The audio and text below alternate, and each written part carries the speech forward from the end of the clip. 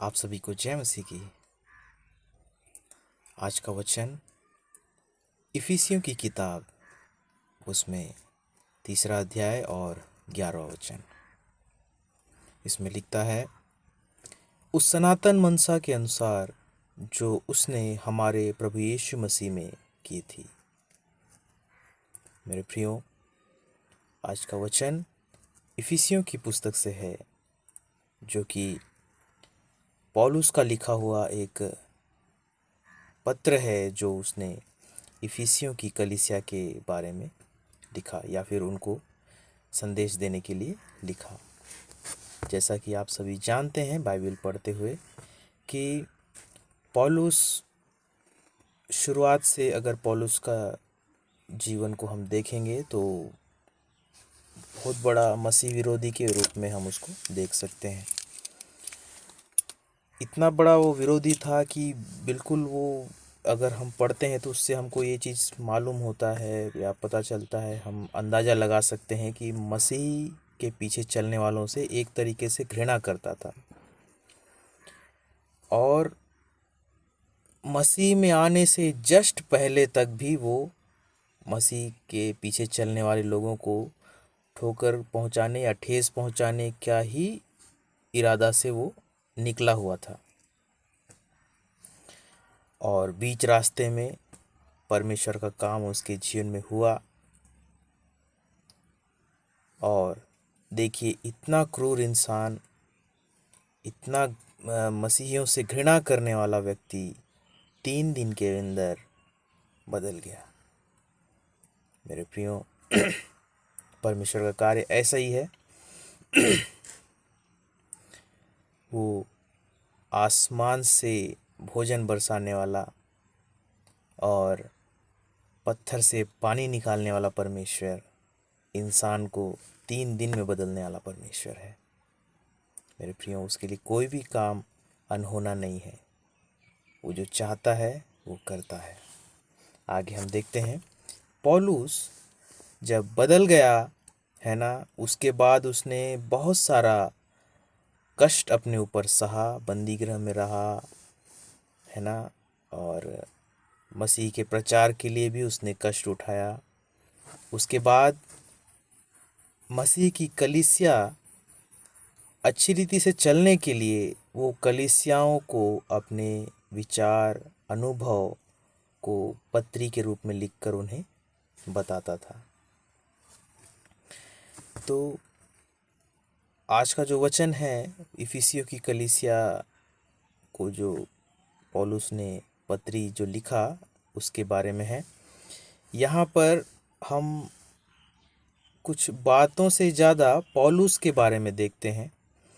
पौलुस यहाँ पर अपने बारे में बता रहा है, तो हम देखते हैं क्या बता रहा है।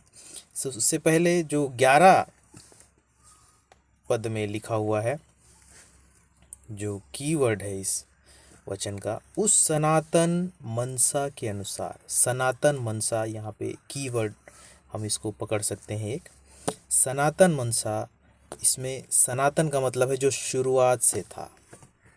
मनसा का मतलब है मन की इच्छा।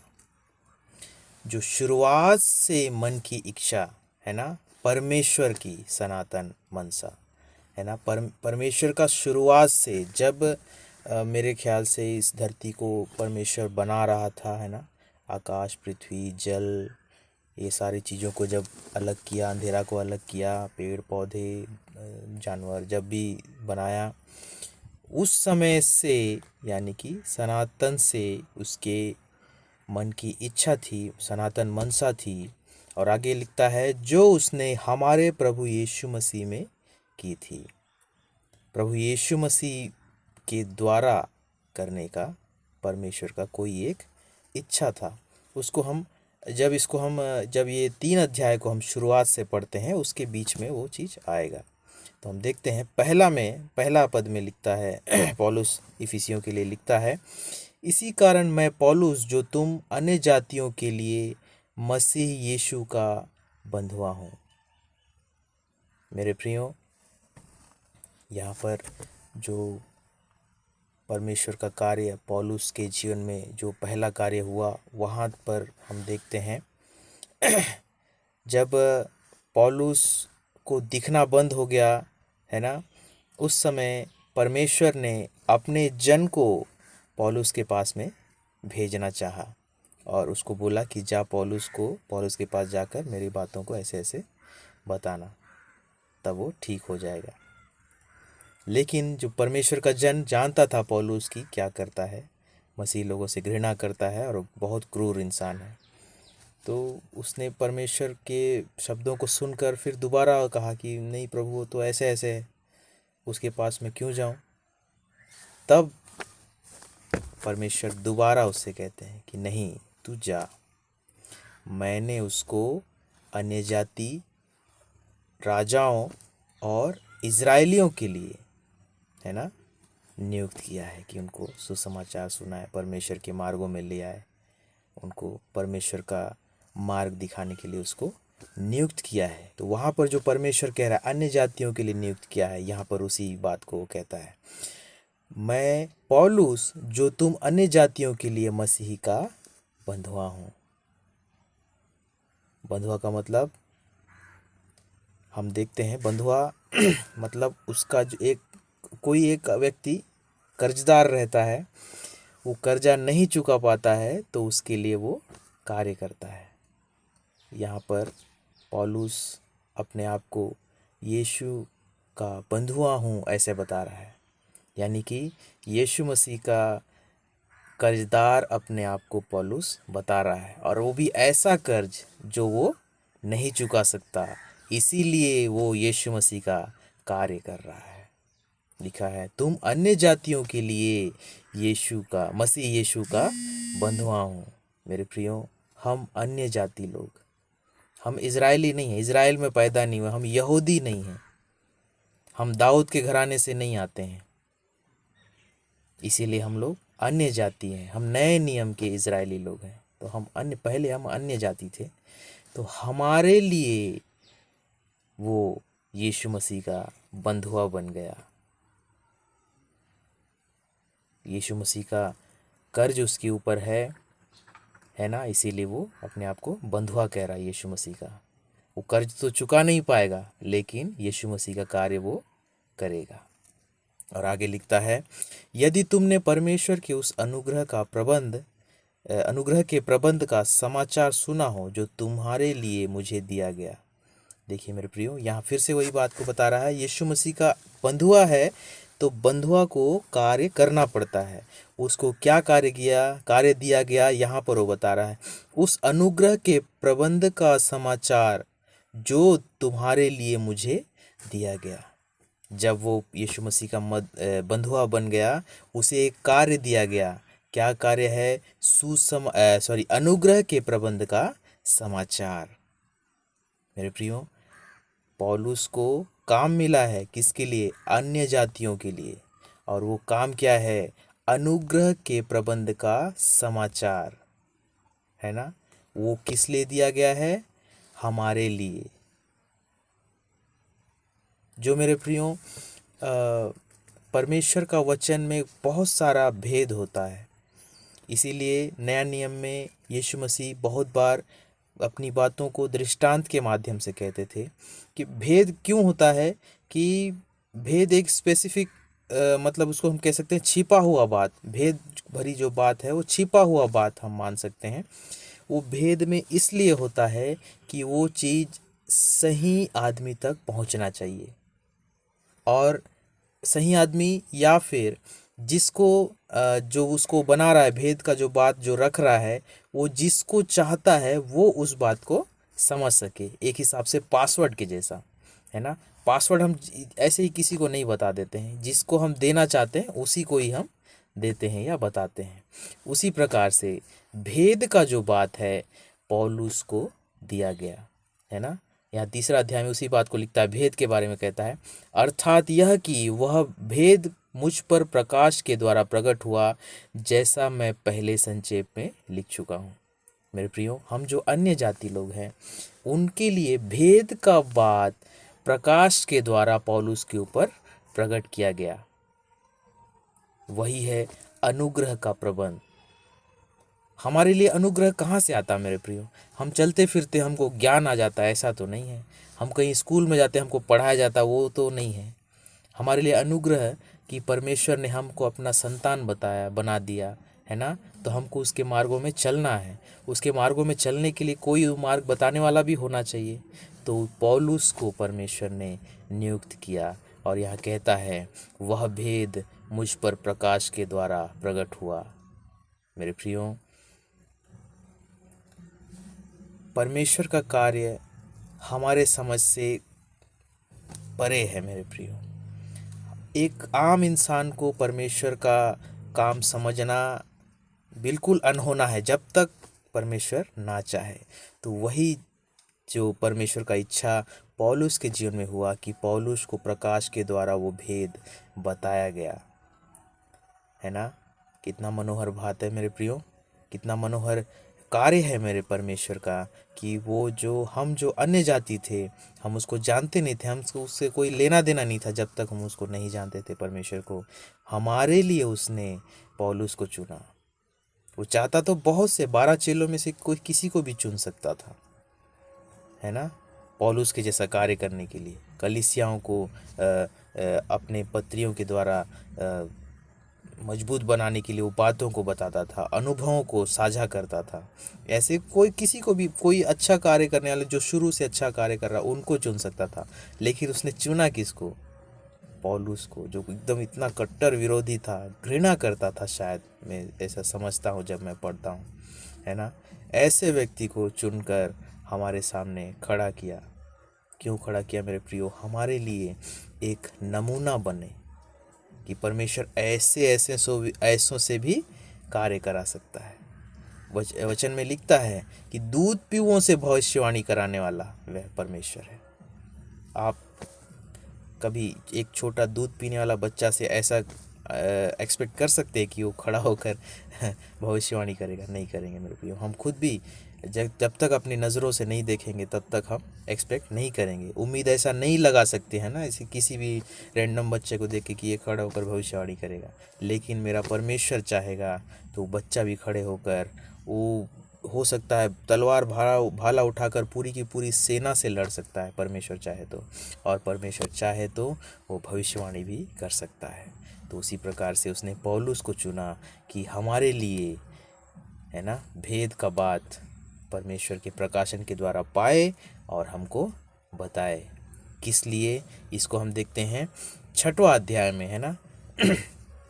वो जो हमने 11वां में पढ़ा था, वो जो सनातन का मनसा, ये 6वां अध्याय में हम देखेंगे। अर्थात यह कि मसीह यीशु में सुसमाचार के द्वारा अन्य जाति लोग मीरास में साझी और एक ही देह और प्रतिज्ञा के भागी हैं। मेरे प्रियो, आज का जो वचन है उसका ये मेन पॉइंट है। पौलुस को परमेश्वर ने क्यों प्रकाशन दिया भेद का? वो चाहता तो जैसे बाकी लोग नाश हो गए वैसे नाश हो जाता। परमेश्वर अपने भक्तों का दुख को सुनता और चाहे तो उसको दंड देता, है ना। दंड देता तो उसको मृत्यु आ जाता या किसी भी प्रकार से वो, है ना, परमेश्वर के लोगों को नुकसान पहुंचा नहीं पाता और लूला लंगड़ा जैसा भी हो जाता, अंधा ही हो जाता, है ना। तो फिर वो क्या कर लेता? वो गूंगा हो जाता तो वो क्या कर लेता, है ना। उसको लकवा मार जाता तो क्या होता? इसमें से कई चीज़ परमेश्वर कर सकता था, लेकिन परमेश्वर ने उसके लिए चुन रखा था कि वो हमारे लिए उस भेद की बातों को प्रकाश के द्वारा ग्रहण करे और हमें बताए। वो क्या है? मसीह यीशु में सुसमाचार के द्वारा अन्य जाति लोग मीरास में साझी। मीरास का मतलब होता है मेरे प्रियो, जैसे कि इसको कैसे बताएंगे, जैसे कि कोई व्यक्ति अमीर होता है, वो अपने बच्चों के लिए पीछे अपना विरासत छोड़ के जाता है। विरासत में क्या हो सकता है? उसका बड़ा घर हो सकता है, घोड़ा गाड़ी हो सकता है, धन हो सकता है, ज़मीन हो सकता है ना, और बहुत सारी चीज़ हो सकता है। उस चीज़ को यहाँ पर मीरास कहा गया है ना। परमेश्वर के सुसमाचार द्वारा, है ना, सुसमाचार के द्वारा जो परमेश्वर का विरासत है, परमेश्वर का जो धन संपत्ति है, उसमें साझी। मेरे प्रियो, हम अन्य जाति को परमेश्वर अपने मीरास में साझी करने का जो प्रकाशन है पौलुस को दिया, ताकि पौलुस हमें बताए कि हम किस विरासत के हकदार हैं, किस विरासत के हम साझी हैं। और कहता है एक ही देह और प्रतिज्ञा के भागी। देह का मतलब कलीसिया। हम विरासत के साझी तो हो रहे हैं मेरे प्रियो, लेकिन कलीसिया में भी हम एक ही देह कहलाते हैं। कलीसिया में जो परमेश्वर का लोग है ना, परमेश्वर के लोग हैं, हम जो अन्य जाति अलग लोग थे, हमको भी उस देह में जोड़ दिया गया। और लास्ट में कहता है प्रतिज्ञा के भागी। परमेश्वर ने जो हमारे लिए प्रतिज्ञा किया उसका भाग भी मेरे प्रियो हमको देने के लिए पौलुस को नियुक्त किया परमेश्वर ने। इन्हीं सारी बातों को है ना, अन्य जाति लोगों को यानी कि हमको मीरास में साझा किया। परमेश्वर का जो भी है उसमें हमारा भी भाग है, हमारा भी हिस्सा है। और कलीसिया में हम एक देह हैं, हम अलग नहीं हैं, है ना। परमेश्वर को हमने जब अपना उद्धारकर्ता मान लिया तब हम कलीसिया के देह में जुड़ गए। जिस प्रकार से एक शरीर, एक इंसान का शरीर होता है, उसमें अलग अलग छोटे से लेकर बड़े तक अंग होते हैं, सबका एक स्पेसिफिक काम होता है, उसके बिना वो देह काम नहीं कर सकता, है ना। सब लोग क्या है, महत्वपूर्ण है शरीर, इंसान के शरीर में। उसी प्रकार से कलीसिया भी एक देह है, हम उसका एक छोटा सा अंग क्यों ना हो, हमारा भी एक महत्वपूर्ण स्थान है मेरे प्रियो। वो चीज़ किसके द्वारा मिला हमको? परमेश्वर ने उस भेद को पौलुस पर प्रकट किया और पौलुस ने हमको उसको समझाया कलीसियाओं को पत्री लिखकर मेरे प्रियो। और देह में, और उसके बाद में प्रतिज्ञा के भागी, परमेश्वर ने हमारे लिए जो प्रतिज्ञा किया उसका भागी हमको बनने का जो बात है उसको डायरेक्ट परमेश्वर ने नहीं बताया, पौलुस पर प्रकट किया और वो हमको बताया मेरे प्रियो। मेरे प्रियो, कितना मनोहर बात है कि परमेश्वर ने ये बात पौलुस को करने के लिए दिया और पौलुस ने 100% उस काम को किया मेरे प्रियो। इसी प्रकार से जैसा पौलुस को मेरे प्रियो उसको परमेश्वर ने काम दिया, अगर वो चाहता तो उस चीज़ से घबरा सकता था, है ना। अगर वो चाहता बोलता कि अरे नहीं, मैं तो इन लोग को मारता पीटता था, इन लोग से घृणा करता था, सब लोग तो मेरे को इसी नाम से जानते हैं, अब मैं करूँगा तो फिर तो गड़बड़ होगा, कोई मेरे बात को मानेगा नहीं।